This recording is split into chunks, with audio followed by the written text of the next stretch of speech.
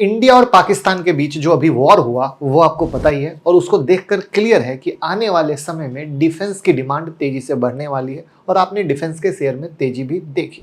लेकिन ध्यान सिर्फ एयर डिफेंस पे ही नहीं होना चाहिए, क्योंकि डिफेंस 3 जगहों पे है, जल, थल और वायु। राइट। और सरकार भी इस बात को समझ चुकी है, इसलिए अब फोकस सिर्फ एयर डिफेंस पे नहीं है, नेवल पावर और डिफेंस एक्सपोर्ट को भी बढ़ावा दिया जा रहा है, अगर आपको मालूम ना हो तो। और जब डिफेंस सेक्टर ग्रो करेगा तो इससे जुड़ी कंपनी को फायदा होगा। तो आज की वीडियो में हम एक ऐसी छोटी कंपनी के बारे में बात करने वाले हैं जिसके बारे में शायद आप ना जानते हो, ठीक है, जो आने वाले समय में डिफेंस एक्सपोर्ट के नए वेव का स्ट्रॉन्ग प्लेयर बन सकता है, क्योंकि इसका सारा कारोबार जुड़ा है नेवी से। कैसे, वो जानेंगे डिटेल में। तो इस स्टॉक के बारे में बता तो रहे हैं, लेकिन ये लर्निंग इतनी बेहतरीन रहेगी, आपको मजा आ जाएगा, क्योंकि जब आप शुरू में सुनना शुरू करेंगे सब अच्छा लगेगा, लेकिन जब लास्ट में मैं आपको एक शॉकिंग वाला लर्निंग दूंगा तो आप कहोगे ऐसी चीजें इतनी हाईलाइट करके कोई नहीं बताता है। ये मेरा प्रॉमिस है। तो प्लीज वो लास्ट जो है, सिर्फ इस स्टॉक के लिए नहीं, भविष्य में आप किसी की भी वीडियो देखें, मेरी देखें, किसी की भी देखें, वो वाला पॉइंट जो है आपको हमेशा बिग हेल्प करेगा, ये मेरी प्रॉमिस। साथ में गुड न्यूज ये है कि कल रात में यानी 5 जून को रात में 9 बजे होने जा रहा है एक धमाकेदार सेशन, ठीक है, जहां पर स्टॉक मार्केट, क्रिप्टो सब सिखाने वाले हैं सिर्फ 59 रुपीज में। 1999 की क्लास सिर्फ 59 में। आपको स्पेशल प्रीमियम टेलीग्राम में ऐड कर दिया जाएगा, रिवीजन सेशन होगा, वहां पे जो सिखाते हैं उसके रिगार्डिंग लर्निंग मिलती रहेगी, क्रिप्टो से लर्निंग मिलती रहेगी, स्टॉक मार्केट की लर्निंग मिलती रहेगी। तो अभी का भी लिंक बायो कट, अभी का भी लिंक डिस्क्रिप्शन में और कमेंट में है, जल्दी से जाइए, ज्वाइन कर लीजिए, लिमिटेड सीट है। तो याद रखिए कि हम कोई भी बाय सेल एडवाइस नहीं दे रहे हैं, सिर्फ कोई कंपनी कैसे कर रही है, सरकार कहाँ जाना चाहती है, वो कंपनी अच्छी है बुरी है, कैसे कैसे चीज़ों को देखना चाहिए, हम उसके बारे में बात कर रहे हैं। और ये शेयर का नाम, चूंकि मैंने कहा छोटी कंपनी है, शायद आपने सुना भी ना होगा। इस शेयर का नाम है कृष्णा डिफेंस। अब हमें ये समझना है कि इसके प्रोडक्ट का यूज कितना इंपॉर्टेंट है। तो सबसे पहले डिफेंस का एक ओवरव्यू समझने की कोशिश कीजिएगा कि डिफेंस बजट फाइनेंशियल ईयर 2026 के लिए 6.8 लाख करोड़ से ज्यादा का, जिसमें से 1.8 लाख करोड़ कैपिटल आउटले के लिए रखा गया है, मतलब नए इक्विपमेंट, R&D और इंफ्रास्ट्रक्चर में इन्वेस्टमेंट। ये नंबर सिर्फ बिग नहीं है, बल्कि लगातार ग्रोथ को दिखाता है। पिछले साल के मुकाबले 9% का जंप। साथ ही इंडिया ने फाइनेंशियल ईयर 2025 में 23,600 करोड़ के डिफेंस एक्सपोर्ट किए, जिसमें से 15,000 करोड़ से ज़्यादा प्राइवेट सेक्टर ने कंट्रीब्यूट किया। और सरकार का गोल है 2030 तक एक्सपोर्ट को 50,000 करोड़ तक लेके जाना।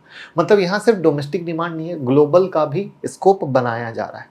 लेकिन अभी तक सबका ध्यान एयर डिफेंस पे है, लेकिन खेल नेवी एक्सपेंशन में शुरू हो चुका है। अब नेवी में है तो कैसे क्या है, इसको समझना है।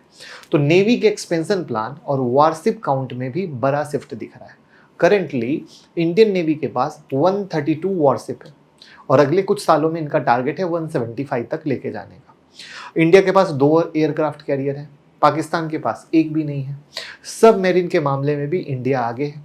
18 के कंपेरिजन में पाकिस्तान के पास सिर्फ 8 सब मेरीन, यानी हमारे पास 8, 18 उनके पास 8। तो ये जो वारशिप एक्सपेंशन हो रहा है उसमें कई की कंपोनेंट की डिमांड बढ़ने वाली है, और ये जो शेयर है वो उसी में से एक इंपॉर्टेंट कंपोनेंट बनाता है, बल्ब बार। ध्यान से समझिएगा। अब यहां पर हमने क्या किया, प्रोडक्ट के यूज केस को पकड़ने की कोशिश की है। बल्ब बार एक कंपोजिट मेटल स्ट्रक्चर होता है जो वारशिप के बॉटम सेक्शन में यूज होता है, जिसे हल कहते हैं। ये मटेरियल लाइट वेट होता है, लेकिन स्ट्रेंथ बहुत हाई होता है। इसका यूज शिप की ओवरऑल स्टेबिलिटी, स्पीड और फायर पावर इंक्रीज करने के लिए होता है।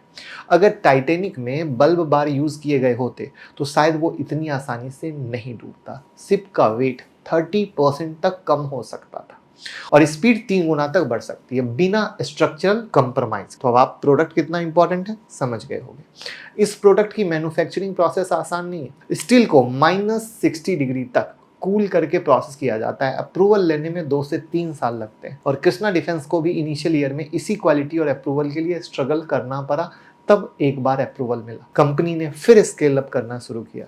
इंडिया में बल्ब बार बनाने वाली कंपनी सिर्फ 2 है, पहला कृष्णा डिफेंस और दूसरा स्टार वायर। पहले ये मटेरियल रसिया से आते थे, यानी इंपोर्ट होते थे और आज इंडिया में बन रहा है। एक बड़ा एग्जाम्पल किस चीज़ का हुआ? मेक इन इंडिया के रियल एग्जीक्यूशन का। नेवी के टेंडर के लिए पहले डिफेंस पीएसयू बिड करते हैं जैसे गार्डन रीच या मजगांव डॉक, और फिर रॉ मटेरियल सप्लायर जैसे कृष्णा डिफेंस को ऑर्डर मिलता है।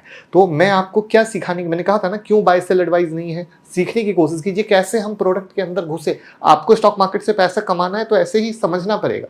टेंडरिंग सिस्टम काफ़ी सिस्टमेटिक है। जो लोअर बीडर होते हैं उसे L1 कहते हैं। अगर सिर्फ 2 सप्लायर हैं तो ऑफ्टन ऑर्डर 50-50 या 60-40 स्प्लिट हो जाता है। बल्क बार का कॉस्ट 5 लाख पर टन से भी ज्यादा का हो सकता है। हाई कॉस्ट, हाई कॉम्प्लेक्सिटी और लिमिटेड कंपटीशन, ये 3 फैक्टर कृष्णा डिफेंस के लिए एक मोट क्रिएट करते हैं। इसके अलावा कंपनी का दूसरा प्रोडक्ट है वेल्ड कंज्यूमेबल, जिसमें एक्सोटिक मेटल जैसे टाइटेनियम और क्रोमियम यूज होते हैं। ये अंडर वाटर डिफेंस सिस्टम में काम आते हैं और इसका भी मार्केट नीचे और लिमिटेड कॉम्पोजिशन वाला है।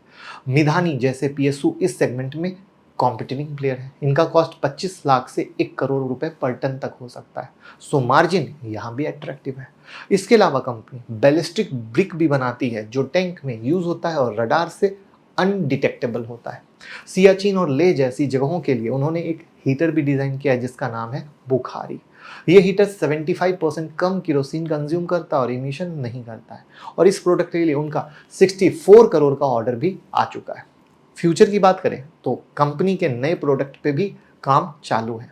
एक प्रोडक्ट है सिप के डोर और हैचेस, जिसमें उन्होंने एक नीदरलैंड बेस्ड कंपनी के साथ ज्वाइंट वेंचर किया है। अब आप समझो, छोटी कंपनी है, ऐसे ऐसे प्रोडक्ट बना रही है जो इंडिया में मेक इन इंडिया को बूस्ट कर सकती है। लेकिन ये अभी अच्छी बातें हैं, निगेटिव बातें भी आएंगी, भूलिएगा मत।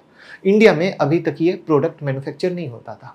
पहले नए सिप में यूज़ होगा और अगर क्वालिटी सॉलिड रही तो फिर पुरानी सिप में नया डिवाइस डाला जाएगा। इसका भी स्कोप है। इसकी अपॉर्चुनिटी साइज 200 से 250 करोड़ के बीच। दूसरा फ्यूचरिस्टिक सेगमेंट है ammunition for super rapid gun mount, high precision naval weapon system. यहाँ अप्रूवल प्रोसेस टफ है, इसलिए डेवलपमेंट स्लो है, लेकिन मार्केट साइज 1000 करोड़ से ज़्यादा का। तो यहाँ तक हमने समझा कि कंपनी क्या बनाती है, उसका यूज केस क्या है, उसकी डिमांड क्या हो सकती है, और हम इंडिया में नहीं बना रहे थे। बराबर है। वीडियो को लाइक तो कर दीजिए अगर इंटरेस्टिंग लग रहा हो तो। अब रेवेन्यू मिक्स की बात करें तो कंपनी का मेजर रेवेन्यू आता है बल्ब बार से अप्रॉक्स 50%, वेल्ड कंज्यूमर से 15 से 20%, बाकी सब प्रोडक्ट मिलकर 10 से 15% कंट्रीब्यूट करते हैं। एक छोटा सेगमेंट डेयरी प्रोडक्ट का भी है जो 10% रेवेन्यू देता है, लेकिन उसके मार्जिन लो है, सिर्फ 10% के आसपास। डिफेंस प्रोडक्ट के मार्जिन 20% तक के होते हैं, इसलिए ब्लेंडेड मार्जिन भी 15% के आसपास। तो जैसे जैसे डिफेंस प्रोडक्ट का शेयर बढ़ेगा मार्जिन 18 to 20% तक पहुंच सकता है। कंपनी ने अपना वर्किंग कैपिटल और टोटल डेट भी रिड्यूस किया है। अभी 180 से 200 करोड़ का रेवेन्यू उनके एग्जिस्टिंग कैपेसिटी से आता है। 15 से 20 करोड़ के कैपेक्स से उनकी जो कैपेसिटी है बढ़कर 350 से 400 करोड़ हो जाएगी। बल्ब बार की कैपेसिटी को भी डबल करके 4000 टन तक ले जाने का प्लान चल रहा है।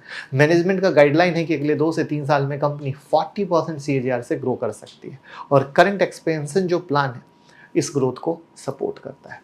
तो ये सारी चीज़ इस डायरेक्शन में पॉइंट करती है कि कृष्णा डिफेंस जैसे जो प्लेयर हैं जिस चीज़ को पकड़ रहे हैं वो ऐसा पकड़ रहे हैं कि इंडिया में इसकी डिमांड आएगी, मेक इंडिया में अप्रोच मिलेगा।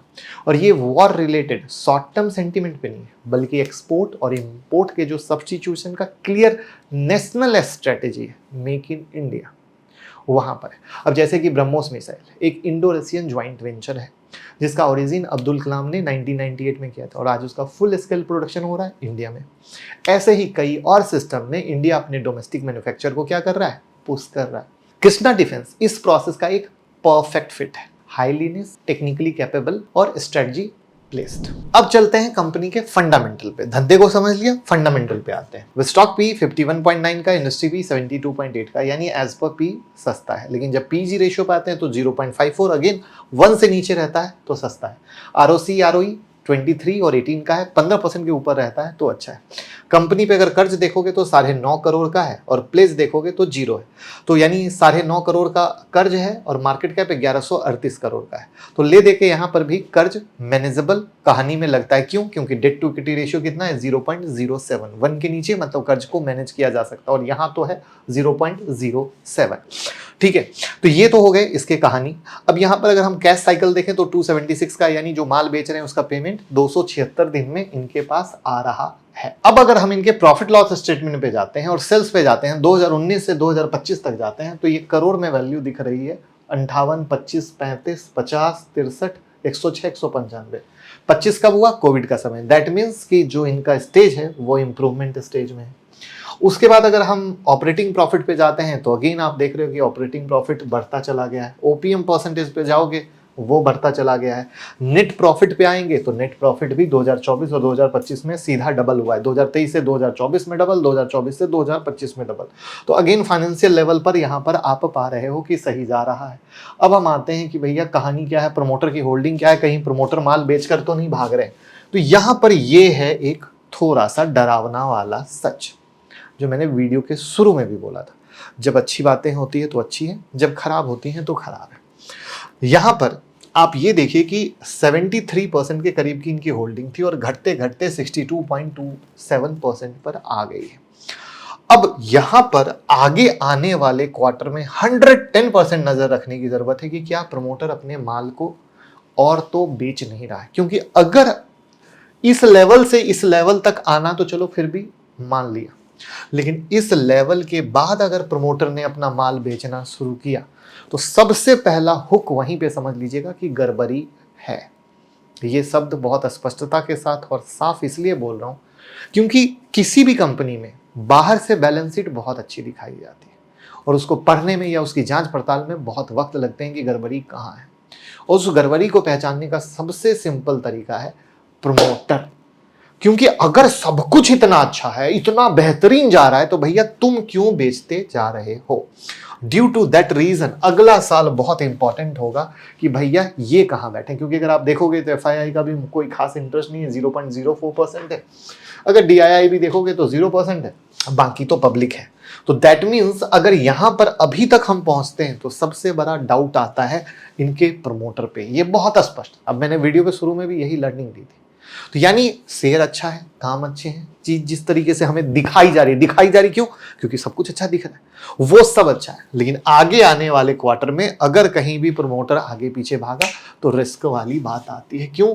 क्योंकि यहाँ पे देखो, अगर जब आप चार्ट पे आते हो तो आप देखो कहीं ना कहीं इसकी जो मूवमेंट पाओगे, मूवमेंट भी बहुत ही अनएक्सपेक्टेड। वैसे तो छोटी कंपनियों के साथ मूवमेंट ऐसी ही चलती है, वाइल्ड ही चलती है, लेकिन उस वाइल्ड के बाद भी थोड़ा सा हमें सतर्क होना पड़ता है। तो अब आपने देखा कि कैसे हमने कंपनी को सोचा या जाना, लेकिन कहां पे बुरा है वो भी बताया, और उस बुरे के बाद हमें कैसे ट्रैक करना है उसको भी बताया। तो दिस इज द पॉइंट, जैसे हम किसी चीज को देखते हैं पूरा, तब एक डिसीजन लेने कि ओके ठीक है हमें अच्छा मिला है, बट वी विल सी कि कैसे है। तो इसीलिए कहा जाता है सीख कर समझ कर इन्वेस्ट करें, कभी किसी के कहे पर नहीं। और इसीलिए हम कहते हैं हम कोई बाय सेल एडवाइस नहीं देते, बल्कि एक ओपन पिक्चर दिखाते हैं कि कैसे किसी स्टॉक को समझा जाता है, अच्छा हो या बुरा हो। वीडियो सच्ची और अच्छी लगी हो तो दबा के शेयर कीजिएगा सबके साथ, जिससे सबको फायदा हो सके।